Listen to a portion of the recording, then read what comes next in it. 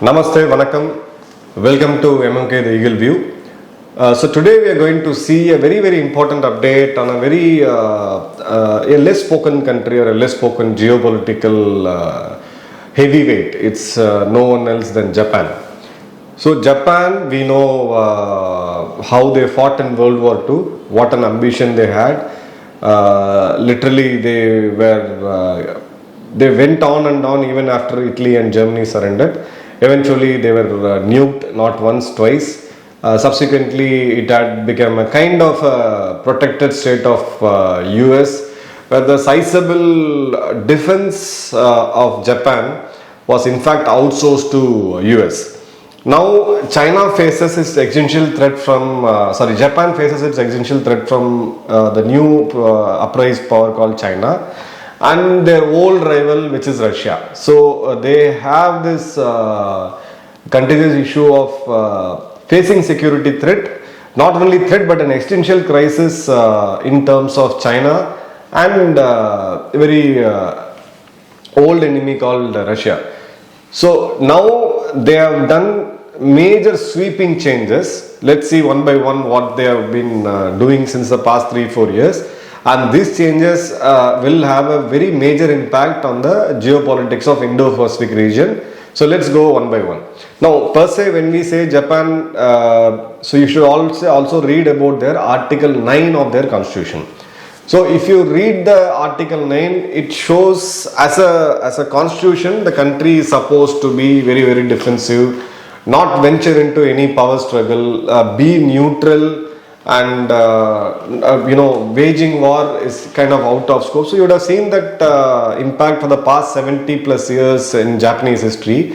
They haven't done any great military aggression. In fact, they have cut down their military spending at a larger extent, and they had a security pact with the US, where US literally was protecting Japanese from external threats, but they themselves had been following this Article 9 of this constitution. Now I would literally say this, they have broken this commitment to the Article 9 of this constitution. So let's see one by one what they are doing.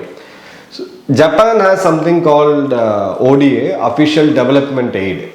So ODA is the one they give to various countries. This spend is budgeted every year in their budget, annual budget.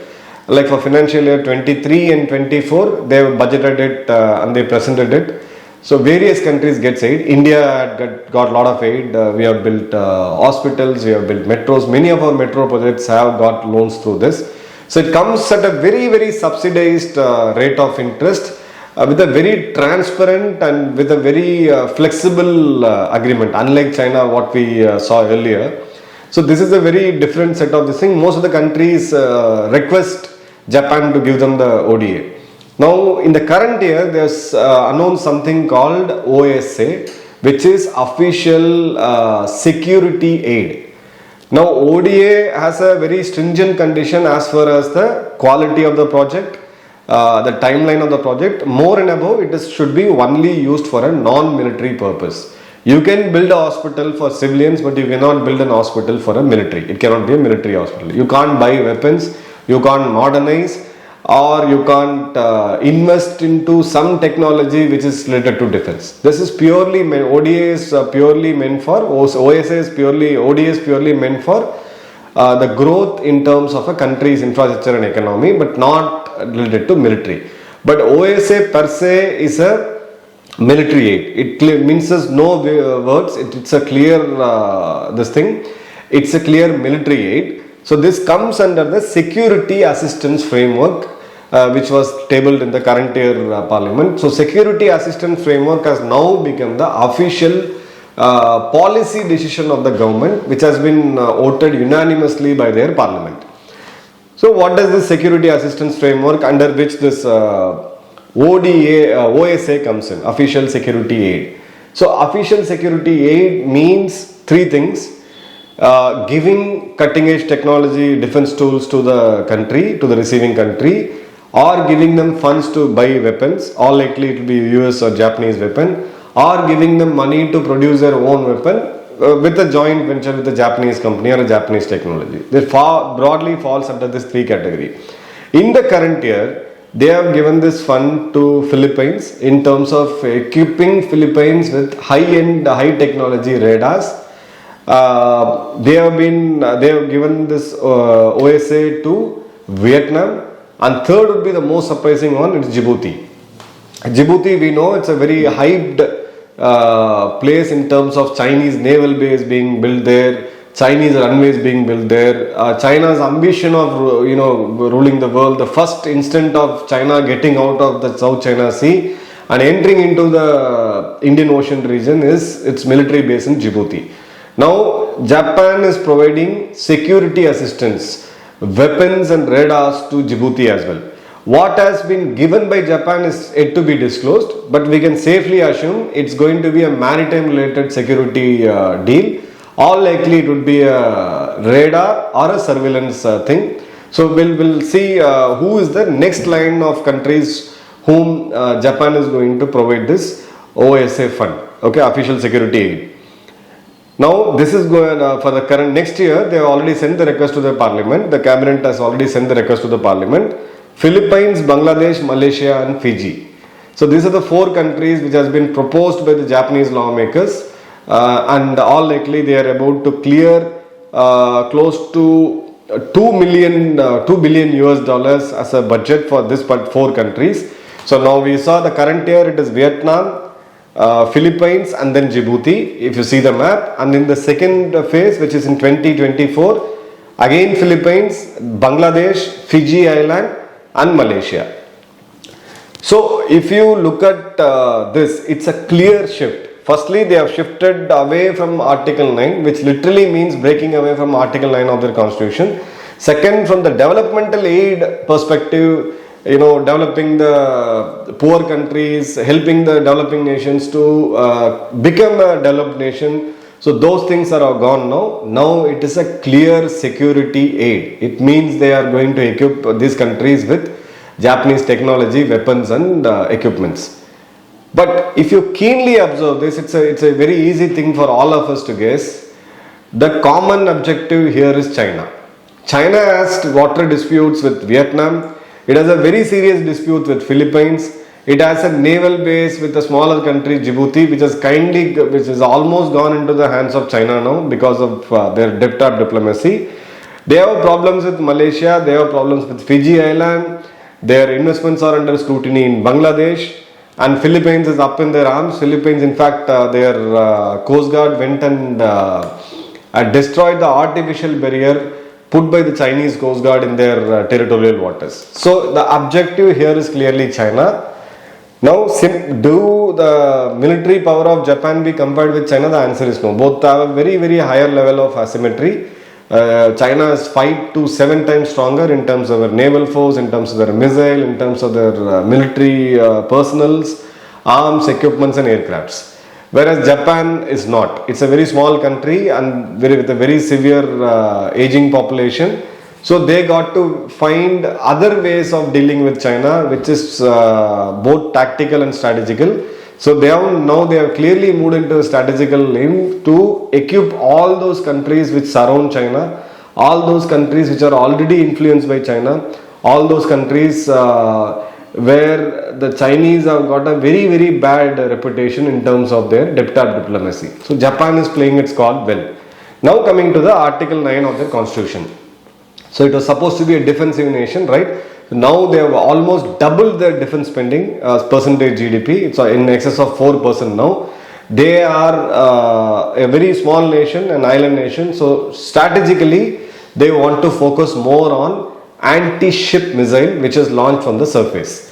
So Japanese have gone into building Type 12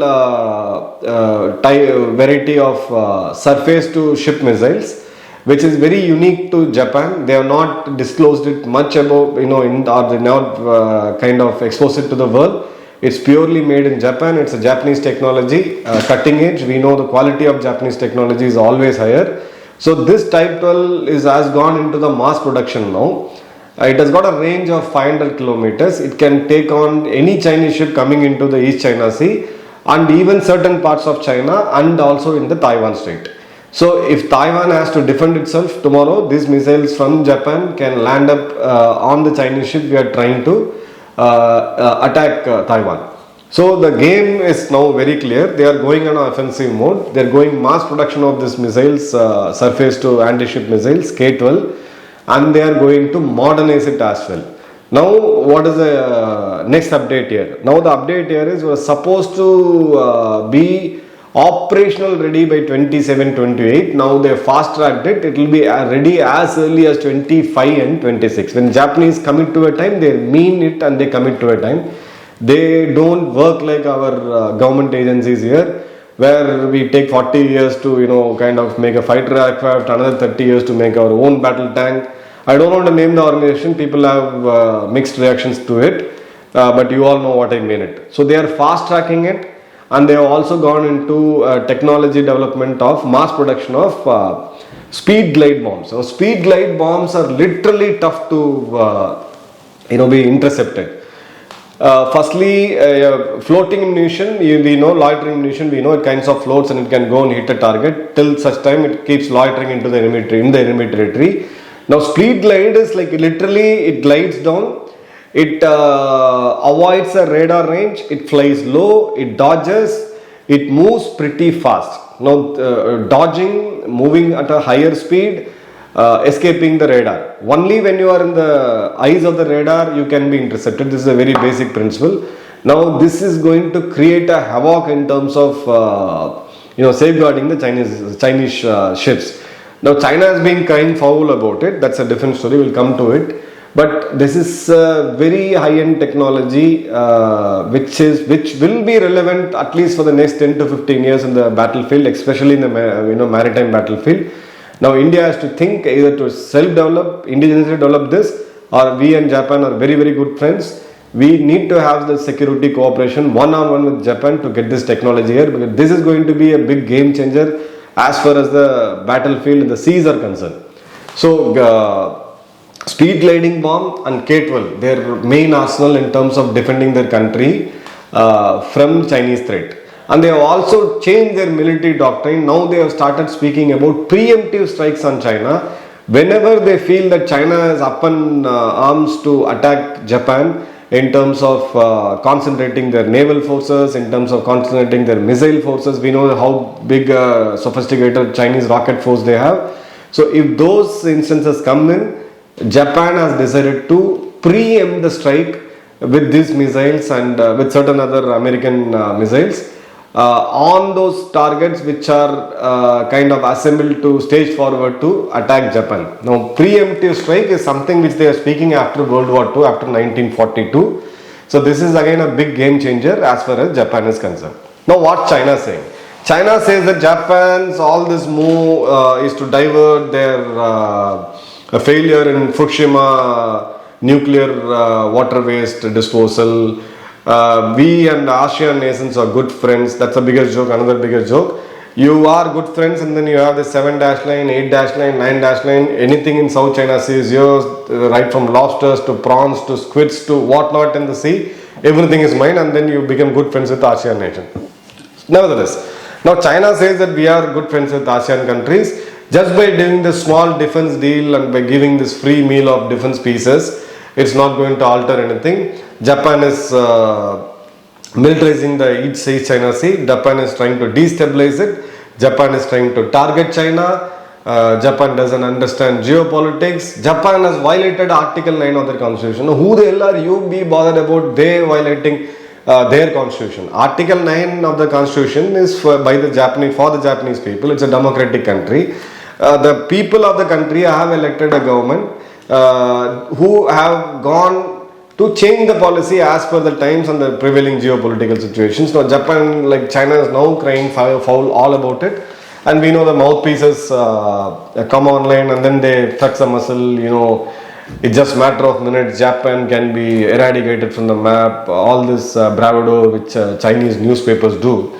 But one thing which is very, very clear, the geopolitics is not only about securing alliances. Japan is part of Quad. Japan is part of David Camp. David Camp will speak separately about it. We had this David Camp conference. Three countries are part of it. One is US, one is South Korea, and one is Japan. It just happened in August this year. So they are going into the multinational alliances against China, but they are also smartly going into one-on-one bilateral ties with the South Asian countries, with the countries which are affected by China, which is where we are lacking now. Yes, we have made inroads in Philippines and in a few Asian nations as far as our BrahMos missiles are concerned, but we have a long way to cover in terms of engaging these countries, including Djibouti.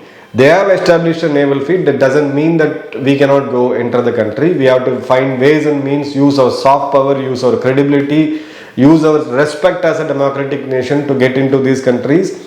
One best example is Sri Lanka, where we are kind of lagging in spite of spending $3.5 billion in excess as an aid to Sri Lanka. So we really need to catch up and we need to have a very strong alliance with Japan. Get their cutting edge technologies, get their investments in the Atmanirbhar project, especially in defense and agriculture. So once this cooperation happens, China's arms will be locked for at least the next decade plus. They will not be able to fight this big a war, opening almost 7+ fronts. By then, China, with the best of the guesses of the geopolitical experts, will fall on its own weight. Do comment and share, like and subscribe this video. Our channel requires a lot of your support. If you like this video, please give us a like button, and then please subscribe and share it with your friends and family. Thank you all. Jai Hind.